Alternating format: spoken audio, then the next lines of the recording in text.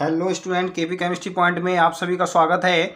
आज की क्लास में हम डिस्कस करने वाले हैं यूपी बोर्ड 2023 और 24 का जो सिलेबस है केमिस्ट्री का जो सिलेबस है 2023 और 24 का, उस पर आज हम डिस्कस करेंगे।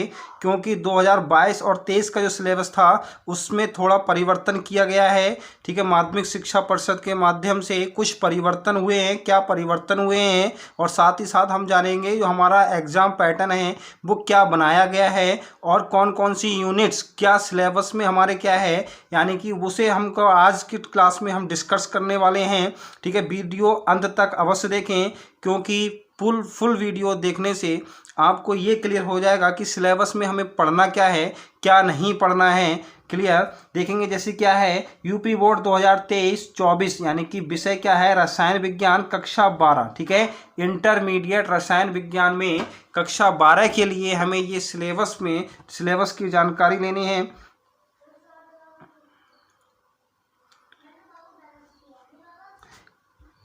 इंटरमीडिएट रसायन विज्ञान का पेपर है जिसके हमें प्रश्न पत्र बनाने की जो योजना है उस पर हम डिस्कस करेंगे। देखिए क्या है, केवल 7 खंड हैं। इसमें कौन कौन से खंड दे रखे हैं, जैसे कि पहला खंड है हमारा, पहला खंड क्या दे रखा है बहुविकल्पी, यानी कि कितने आएंगे हमारे 5 यानी कि 6 क्वेश्चन आएंगे बहुविकल्पी के, यानी कि का खा गा घा अणा चा। ठीक है, 6 क्वेश्चन आएंगे एक नंबर के।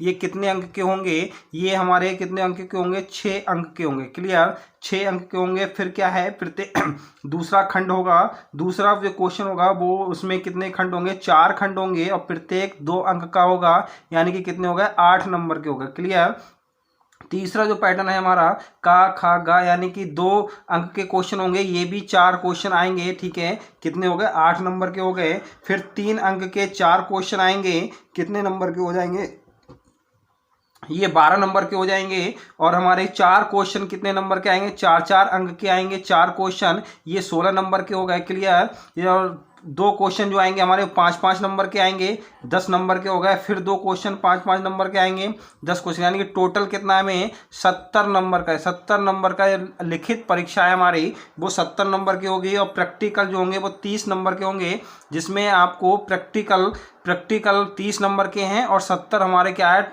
70 हमारे क्या है थ्योरी है। ठीक है, थ्योरी है जो 100% यानी कि 100 क्वेश्चन 100 मार्क्स का पेपर होता है। लेकिन हमारा जो रिटन पेपर होता है वो कितने नंबर का होता है 70 मार्क्स का। ठीक है, 70 नंबर का पेपर है ये।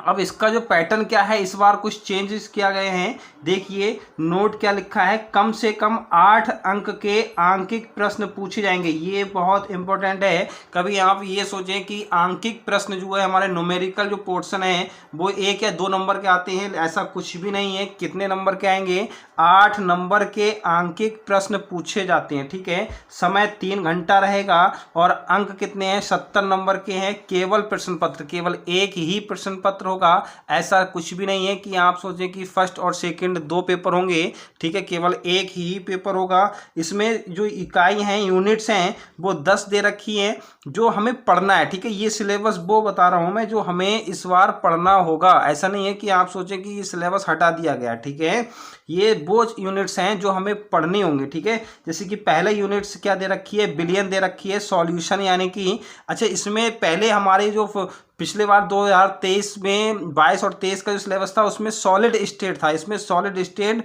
नहीं दे रखा है। ठीक है, तो आपको ठोस अवस्था नहीं पढ़ना है। ठीक है, बिलियन चैप्टर से स्टार्ट है तो इकाई क्या है बिलियन है। 8 नंबर का यहाँ से क्वेश्चन आएंगे। ठीक है, और इस चैप्टर से हमें सबसे ज़्यादा न्यूमेरिकल पोर्शन पूछे जाते हैं, ये चीज़ ध्यान रखें। ठीक है, वैद्य रसायन इलेक्ट्रोकेमिस्ट्री है, यानी कि ये 7 नंबर की है। रासायनिक बलगतिकी केमिकल काइनेटिक्स, ठीक है, इससे भी हमें न्यूमेरिकल मिलते हैं। फर्स्ट ऑर्डर सेकंड ऑर्डर, इससे सब कुछ हमें डिस्कस करेंगे विस्तार से क्या क्या है। डी और एफ ब्लॉक, अच्छा एक यहाँ पे पी ब्लॉक नहीं है। पिछली बार पी ब्लॉक के तत्व पूछे गए थे, पी नाइट्रोजन परिवार के तत्व, ऑक्सीजन परिवार के तत्व, ठीक है, हैलोजेंस और अक्रिय एसिड, ये सब कुछ सिलेबस में थी पिछली बार। इस बार ये सिलेबस से हटा दी गई हैं, तो हमें डायरेक्ट डी और एफ ब्लॉक के तत्व पढ़ने हैं, जिसमें डी ब्लॉक में कुछ टॉपिक्स बढ़ा दिए गए हैं वो अभी हम डिस्कस करेंगे, कौन कौन से टॉपिक्स बढ़ा दिए गए हैं। इसी प्रकार से 5वीं यूनिट जो है हमारी उप सह संयोजन यौगिक है, कोऑर्डिनेट कंपाउंड्स, ठीक है, ये 7 नंबर का आएगा। कोऑर्डिनेट कंपाउंड भी 7 नंबर का आएगा, ठीक है भाई। नेक्स्ट है halo alkane and hello arenes, ये भी 7 नंबर के हैं। फिर एल्कोहल, फिनॉल और ईथर, ये हमारे 7 नंबर के हैं। एल्डिहाइड, कीटोन एवं कार्बोक्सिलिक अम्ल, ये 8 नंबर के आएंगे एग्जाम में। एमीन, एमीन ये कितने रखे, 6 नंबर के हैं। और जैव अणु, बायोमोलिक्यूल्स, ये हमारे क्या है 7 नंबर के। टोटल कितना हो गया, 70 नंबर के टोटल हो गए, ये टोटल 70 नंबर का हो गया हमारा, ठीक है भाई। अब यहाँ पे ये नोट पॉइंट देखें, इसमें 70 अंकों का एक प्रश्न पत्र एवं 30 अंकों की प्रयोगात्मक परीक्षा होगी। न्यूनतम उत्तीर्ण के लिए हमें 23 अंक तो लाने हैं किसमें, थ्योरी में, और 10 अंक जो लेकर आने हैं हमें प्रैक्टिकल में लेकर आने हैं। टोटल हमें 33 होना चाहिए विद प्रैक्टिकल के। क्लियर, यानी कि जो हमारे न्यूनतम अंक होंगे, कम से कम अंक, पास आउट जो नंबर हमें चाहिए वो थ्योरी में 23 नंबर चाहिए और प्रैक्टिकल में 10 नंबर चाहिए, ठीक है। टोटल क्या होगा, 33 अंक चाहिए, ठीक है। अब मैं यहाँ पे प्रत्येक यानी कि जो यूनिट थी इसके जो सिलेबस में विस्तार से डिस्कस करने वाला हूँ। देख लीजिए, पहली इकाई क्या है, बिलियन दे रखी है, सॉल्यूशन। इसमें क्या होगा, बिलियनों के प्रकार हमें पढ़ना है। पहले क्या है, बिलियनों के प्रकार पढ़ना है। ठोसों के द्रव्यों में बने विलयन की सांद्रता को व्यक्त करना है। गैसों की द्रव्यों में विलयता पढ़नी है। ठोस विलयन, अणु ठोस विलयन पढ़ना है हमें। अणु शंख गुणधर्म पढ़ना है। वाष्प दाब का आपेक्षिक अवनमन, राउल्ट का नियम हो गया भाई। क्वथनांक का उन्नयन हो गया। हिमांक का अवनमन हो गया। परासरण दाब हो गया। अणु शंख गुणधर्म द्वारा आणविक द्रव्यमान ज्ञात करना। असमान आणविक द्रव्यमान, बांट हाफ गुणांक, ठीक है भाई। बांट हाफ गुणांक भी पूछा गया है, जबकि पहले बांट हाफ गुणांक नहीं पूछा था, ठीक है। कुछ सिलेबस चैप्टर जो यूनिट दे रखे हैं इसी में टॉपिक्स कुछ बढ़ा दिए हैं, बाकी कुछ टॉपिक्स हमारे कम कर दिए, ठीक है। अब दूसरी इकाई क्या है, वैद्युत रसायन यानी कि इलेक्ट्रोकेमिस्ट्री। इलेक्ट्रोकेमिस्ट्री में क्या होगा, ये देखें, इलेक्ट्रोकेमिस्ट्री में क्या होगा बेटा, इलेक्ट्रोकेमिस्ट्री में जब हम देखेंगे तो क्या है, इलेक्ट्रोकेमिस्ट्री ऑक्सीडेशन, ऑक्सीकरण, अपचयन अभिक्रियाएं, यानी कि ऑक्सीकरण अपचयन अभिक्रियाएं, यानी कि रिडॉक्स अभिक्रिया पूछ ली जाएगी यहाँ से। ऑक्सीकरण अपचयन अभिक्रियाएं जो भी होती हैं, ठीक है। वैद्युत अपघटनी विलयनों के चालकत्व हो गए। विशिष्ट एवं मोलर चालकता हो गई। सांद्रता के साथ चालकत्व में परिवर्तन हो गया। कोलराउस का नियम हो गया जो इम्पोर्टेंट है। वैद्युत अपघटन और वैद्युत अपघटन के नियम, प्रारंभिक विचार इसमें हमें बताना होगा, ठीक है। शुष्क सेल, पिछली बार सेल नहीं थे, इस बार सेल बढ़ा दिए गए हैं। वैद्युत अपघटनी सेल हो गया। गैल्वेनी सेल हो गया। सीसा संचायक सेल हो गया। सेल का विद्युत वाहक बल हो गया। मानक इलेक्ट्रोड विभव, नष्ट समीकरण, रासायनिक सेलों में इनके अनुप्रयोग हो गए। गिब्स मुक्त ऊर्जा हो गई। सेल के ईएमएफ में परिवर्तन के मध्य संबंध, ईंधन सेल संरक्षण, ये हो गया, ठीक है। तो इस बार जो इसमें बढ़ाया है हमारा इलेक्ट्रोकेमिस्ट्री में जो सिलेबस बढ़ाया है वो क्या है, सेल बढ़ा दिए गए हैं, जबकि पिछली बार सेल पूरे हटा दिए गए थे, यानी कि गैल्वेनी सेल, वैद्युत अपघटनी सेल, शुष्क सेल, ये कुछ भी नहीं थे, ठीक है।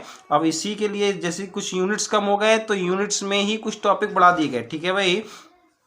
अब आप देखेंगे इसमें क्या है, नेक्स्ट है हमारे पास नंबर 3 इकाई जो है, नंबर 3 इकाई है क्या है, रासायनिक बलगत की, केमिकल काइनेटिक्स। केमिकल काइनेटिक्स में क्या होगा भाई, देखिए, रासायन अभिक्रिया का वेग, औसत वेग और तात्क्षणिक वेग, ठीक है। अभिक्रिया वेग को प्रभावित करने वाले कारक, सांद्रता, ताप, उत्प्रेरक, यानी कि अभिक्रिया की दर होती है, रेट ऑफ रिएक्शन, उसको इफेक्टिव कौन कौन से फैक्टर्स होते हैं, फैक्टर अफेक्टिंग ऑफ यानी कि अभिक्रिया का रेट ऑफ रिएक्शन, ठीक है। यानी कि उत्प्रेरक हो गया, उत्प्रेरक, ताप हो गया, सांद्रता हो गया, इन ये सब कारक हमें किस प्रकार से प्रभावित करेंगे ये सब हमें पढ़ना होगा। अभिक्रिया की कोटि और आणविकता, अभिक्रिया की कोटि और आणविकता में अंतर बहुत पूछा जाता है भाई, 2 नंबर में ये क्वेश्चन यहाँ से बनता है। वेग नियम और विशिष्ट दर, स्थिरांक हो गया, समाकलित वेग समीकरण और अर्ध आयु, ठीक है, जिसमें केवल शून्य और प्रथम कोटि की अभिक्रिया के लिए पढ़ने हैं। जबकि आपको मैं एक बात स्पष्ट कर दूं कि यहाँ पे जो सिलेबस में दे रखा है, यानी कि समाकलित वेग समीकरण में अर्ध आयु जो हमें पूछनी होगी वो केवल शून्य और प्रथम कोटि की अभिक्रिया की अर्ध आयु पूछी जाएगी। ऐसा कुछ भी नहीं है कि फर्स्ट ऑर्डर, शून्य ऑर्डर, फर्स्ट ऑर्डर और सेकंड ऑर्डर की रिएक्शन ना पूछी जाए, ठीक है। पिछली बार एग्जाम में सेकंड ऑर्डर रिएक्शन का वेग स्थिरांक का मात्रक पूछा गया था, तो आप थर्ड ऑर्डर तक आप वेग स्थिरांक पढ़ सकते हैं, ठीक है। केवल अर्ध आयु हाफ लाइफ शून्य कोटि की अभिक्रिया और प्रथम कोटि की अभिक्रिया का पूछा जाएगा, ना कि आप सोचे कि सेकंड ऑर्डर और थर्ड ऑर्डर का पूछा जाएगा। रिएक्शन कुछ भी पूछी जा सकती है, ठीक है। फिर है संकट सिद्धांत की अवधारणा, यानी कि टक्कर सिद्धांत है, अभिक्रिया की दर का टक्कर सिद्धांत, उसे संकट सिद्धांत कहा गया है। प्रारंभिक परिचय, गणितीय विवेचना इसमें नहीं करनी है, हमें गणितीय विवेचना इसकी नहीं करनी है। एक्टिवेशन एनर्जी बहुत इंपॉर्टेंट है, सक्रियण ऊर्जा, ठीक है भाई, सक्रियण ऊर्जा जो है इंपॉर्टेंट है, ये पिछली बार नहीं थी, इस बार पूछ ली गई है। आर्हीनियस समीकरण हो गया, आर्हीनियस समीकरण और सक्रियण ऊर्जा, ये इंपॉर्टेंट टॉपिक है, ठीक। अब देखिए, आप देख रहे हैं इकाई 4 में हमें डी और एफ ब्लॉक के तत्व पढ़ने हैं, जबकि पी ब्लॉक पूरा हटा दिया गया है। पी ब्लॉक और एस ब्लॉक कुछ, यानी कि पी ब्लॉक के कुछ हमारे वर्ग थे जो इंटर में थे, इस बार पूर्ण रूप से वो हटा दिए गए हैं। तो इसमें जो डी और एफ ब्लॉक में है, देखेंगे क्या क्या पढ़ना है हमें इसमें। जैसे कि सामान्य परिचय, सबसे पहले इंट्रोडक्शन हो गया डी और एफ ब्लॉक के, इलेक्ट्रॉनिक विन्यास यानी कि इलेक्ट्रॉनिक कॉन्फ़िगरेशन हो गया, संक्रमण धातुओं के अभिलाक्षण और उपलब्धता, ठीक है। संक्रमण जो तत्व हैं हमारे, उनके लक्षण पढ़ने हैं और उनकी उपलब्धता पढ़नी है कि कहाँ कहाँ से ये हमें प्राप्त होते हैं, ठीक भाई। संक्रमण धातुओं की प्रथम श्रेणी के गुणधर्मों में सामान्य प्रवृत्तियां हो गई, धात्विक अभिलक्षण हो गए, आयनन एंथैल्पी हो गया, ऑक्सीडेशन अवस्था हो गई, आयनिक त्रिज्या हो गई, वर्ण हो गया, उत्प्रेरकीय गुण हो गया, चुंबकीय गुण, अंतराकाशी यौगिक और मिश्र धातु बनना। अब इसमें देखिए हमारा K2Cr2O7 बढ़ा दिया गया है, KMnO4 बनाने के गुणधर्म बढ़ा दिए गए, जबकि पिछली बार सिलेबस में ये नहीं था, तो इस बार सिलेबस में ये बढ़ा दिया गया है। ऐसा कुछ भी नहीं है कि आपके माइंड में ये बात बैठी हो कि सिलेबस कम हो गया। सिलेबस बिल्कुल भी कम नहीं हुआ है, केवल यूनिट कम हो गई है, ठीक है। यूनिट में सिलेबस और भी बढ़ा दिया गया है।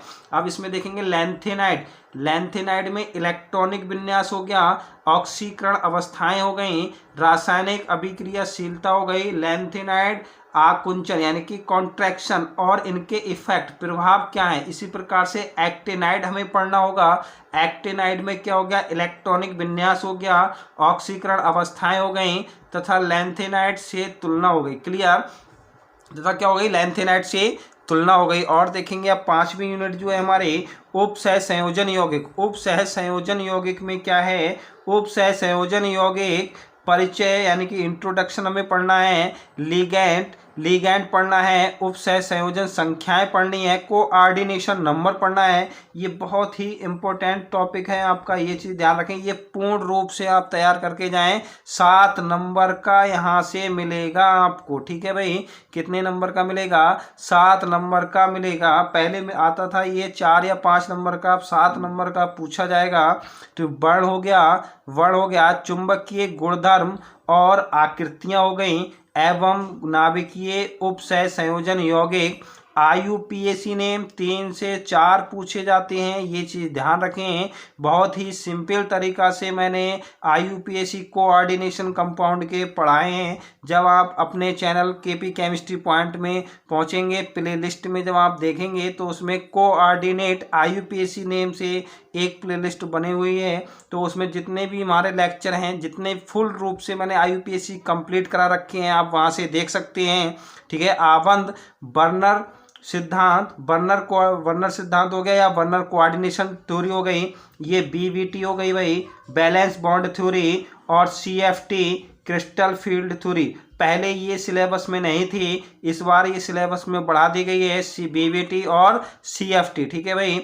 संरचना एवं त्रिविम समाव्यक्ता हो गई, देखो आइसोमेरिज्म नहीं थी, इस बार त्रिविम समाव्यक्ता भी दे दी गई है। धातुओं के निष्कर्षण, गुणधर्म विश्लेषण और जैविक निकायों में उपसहसंयोजन यौगिकों के महत्व। क्लियर, ये चीज हमें पढ़ना होगा उपसहसंयोजन यौगिक में। यहाँ तक हमारा क्या था, ये जब आप बुक देखेंगे तो फर्स्ट भाग में हो गया। सेकंड भाग में यानी कि जो ऑर्गेनिक चलेगी, यहाँ से जो चलेगी हमारे बेटा ऑर्गेनिक केमिस्ट्री। ठीक है भाई, ऑर्गेनिक केमिस्ट्री यहाँ से हम पढ़ेंगे। तो इसमें जो फर्स्ट इकाई होगी यानी कि इकाई 6 है, वो क्या है, इकाई 6 क्या है, haloalkane and haloarenes. ठीक है, पिछली बार एक साइड में भाई है ऑर्गेनिक केमिस्ट्री में कुछ ऑर्गेनिक IUPAC पूछे गए थे। ऑर्गेनिक IUPAC भी मैंने आपको प्रोवाइड करा रखे हैं अपने चैनल पर, तो वहाँ पर वो IUPAC भी देख लेना, 11 लेक्चर पड़े हुए हैं उसमें। ठीक है भाई, इसमें देखेंगे हैलो एल्केन नाम पद्धति। ठीक है, कार्बन सिंगल बॉन्ड हैलोजन, यानी कि कार्बन और हैलोजन की जो बॉन्ड प्रकृति है वो जानना है हमें। फिर भौतिक गुण, रासायनिक गुण। ठीक है, भौतिक गुण, रासायनिक गुण, प्रतिस्थापन अभिक्रिया यानी कि सब्स्टिट्यूशन अभिक्रिया की क्रिया विधि। ठीक है, ध्रुवण घूर्णन, ये भी हमें पढ़ना है। ठीक है, फिर आ गया हैलो एरिन्स यानी कि एरोमेटिक एल्काइल हैलाइड हमें पढ़ना है। तो इसमें कार्बन के बीच और हैलोजन के बीच जो बॉन्ड होगी उसका नेचर पढ़ना है। प्रतिस्थापन अभिक्रियाएं पढ़नी है। केवल मोनो प्रतिस्थापित यौगिकों में हैलोजन का दैशिक प्रभाव हमें पढ़ना होगा। ठीक है, फिर देखें डाइक्लोरोमेथेन पढ़ना होगा हमें, ट्राइक्लोरोमेथेन पढ़ना होगा, टेट्राक्लोरोमेथेन पढ़ना होगा, हाइड्रोफॉर्म, फ्रियोन और DDT के उपयोग और पर्यावरण पर प्रभाव, ये चीज हमें पढ़ने होगी। ठीक है भाई, अब आप ये ना सोचें कि इसमें जब हम जनरल पढ़ेंगे हैलो एल्केन में, तो जनरल हैलो एल्केन में हमें बहुत कुछ रिएक्शन ये सब हमें जनरल से ही प्राप्त हो जाते हैं। जनरल रिएक्शन पढ़ेंगे तो ये हैलो एल्केन्स और हैलो एरेन्स मैंने आपको पढ़ा रखी हैं, सब टोटल वीडियो लेक्चर प्रोवाइड है।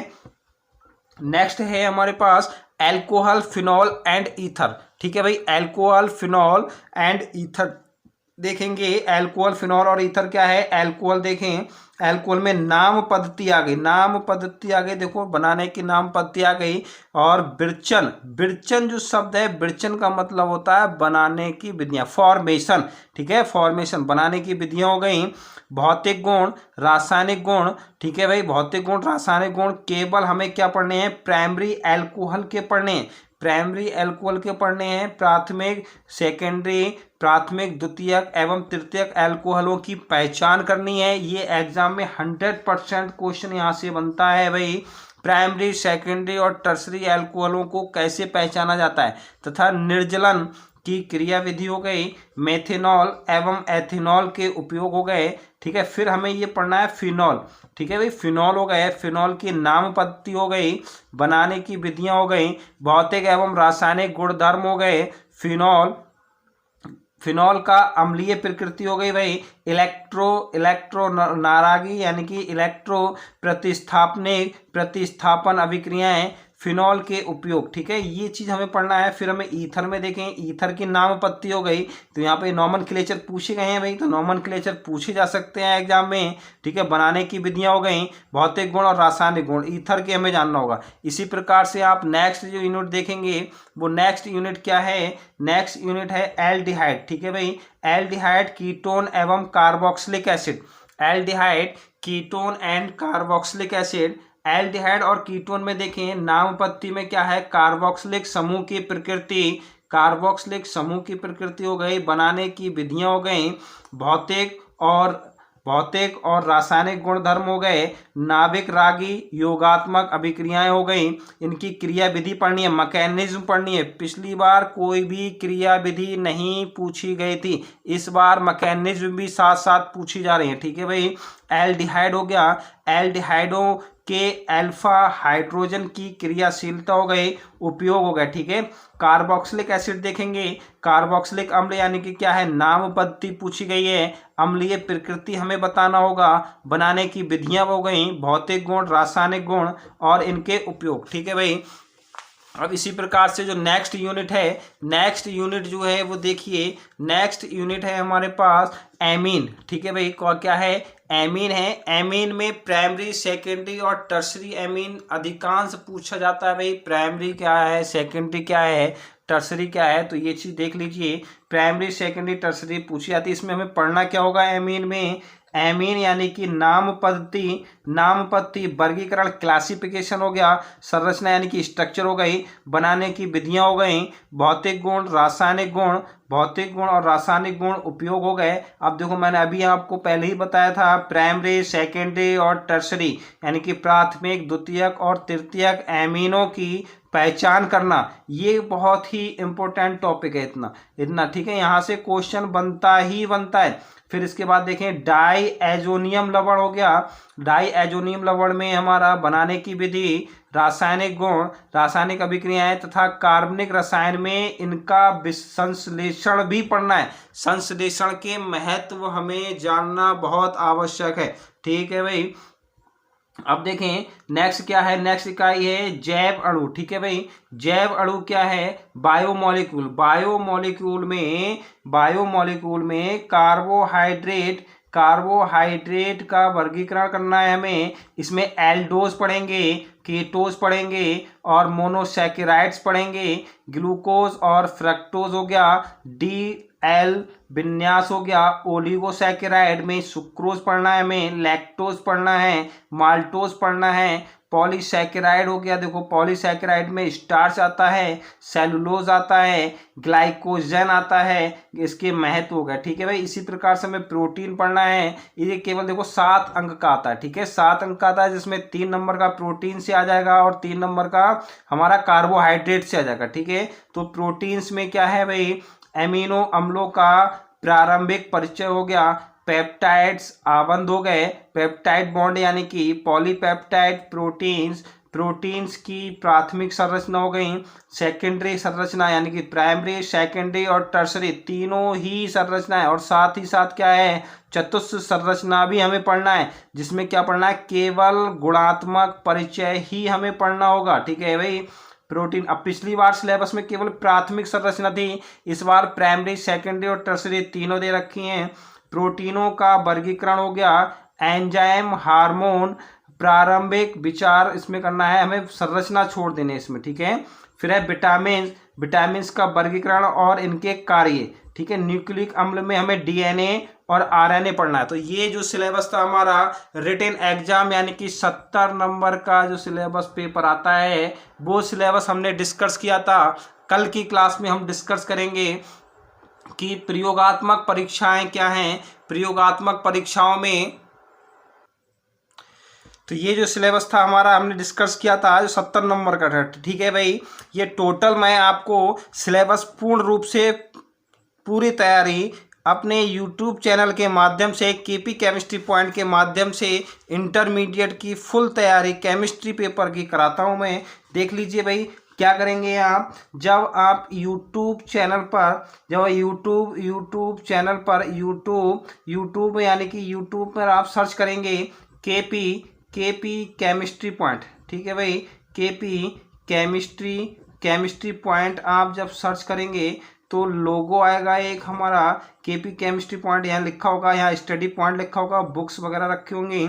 ठीक है, इसमें तो ये लोगो आप देख के ही अपना चैनल सब्सक्राइब करें। और इसमें जब प्ले लिस्ट में आप जब पहुँचेंगे तो प्ले लिस्ट में मैं सारे लेक्चर पूर्ण रूप से यूपी बोर्ड 2023-24 का जितने भी आपका सिलेबस है उसके according full lectures video provide मैं आपको कराता हूं। प्रत्येक दिन शाम को 8:30 बजे अपनी क्लास स्टार्ट होती है। साथ ही साथ आप इन सभी नोट्सों की PDF प्राप्त करने के लिए टेलीग्राम चैनल, टेलीग्राम में जाएंगे तो सर्च बॉक्स में जब आप लिखेंगे केपी केमिस्ट्री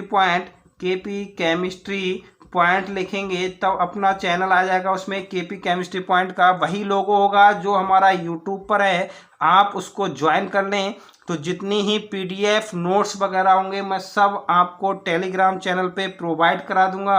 साथ ही साथ मैं टेलीग्राम और जो भी इसमें लिंक दे रखे हैं वो सब आप इंस्टाग्राम, टेलीग्राम और आप जो पीडीएफ का लिंक है सब टोटल लिंक हमारा डिस्क्रिप्शन बॉक्स में दे रखा है। आप डिस्क्रिप्शन बॉक्स की सहायता से भी वहाँ से भी आप हमारे टेलीग्राम चैनल ज्वाइन कर सकते हैं, ठीक है। साथ ही साथ आप यूट्यूब चैनल पे जब आप अबाउट में जाएंगे तो वहाँ से भी आप टेलीग्राम चैनल ज्वाइन कर सकते हैं। यदि वीडियो पसंद आई हो तो लाइक करें, शेयर करें और चैनल सब्सक्राइब करें। भाई खुश रहिए, मस्त रहिए, पढ़ते रहिए। कल कुछ नया टॉपिक यानी कि नई विशेषताएं प्रयोगात्मक के बारे में मैं आपको प्रोवाइड कराने वाला हूं। तो कल शाम मिलते हैं, कल शाम 8:30 बजे। बाकी थैंक यू वेरी मच।